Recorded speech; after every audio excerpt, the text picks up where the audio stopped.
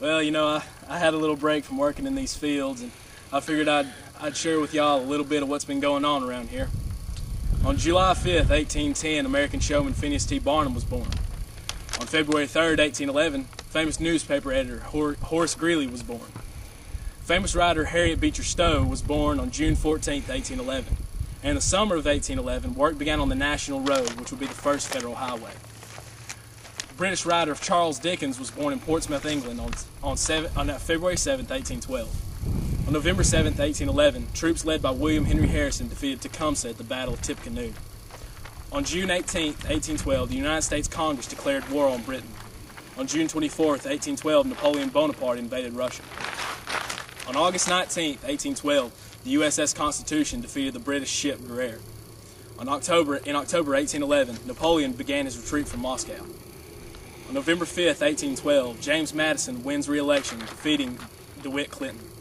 On August 24, 1814, British troops landed in Maryland, marched to Washington, D.C., and burned the U.S. Capitol and the Executive Mansion.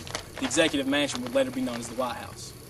On September 13, 1814, a British fleet bombarded Fort McHenry in Baltimore, Maryland. On September 14, 1814, the morning after the bombardment of Fort McHenry, Francis Scott Key saw the American flag still flying and wrote a poem. That poem would be titled The Star-Spangled Banner and would later become our national anthem. On December 24, 1814, American and British negotiations in Belgium signed the Treaty of Ghent, which formally ended the War of 1812. On January 8, 1815, General Andrew Jackson and his men defeated the British attackers at the Battle of New Orleans.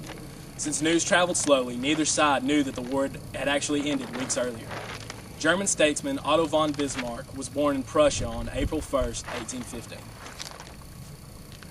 On June 18, 1815, the Duke of Wellington defeated Napoleon at the Battle of Waterloo.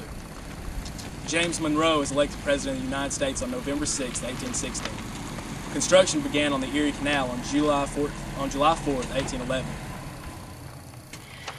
Famous author Henry David Thoreau was born in Concord, Massachusetts on July 12, 1817.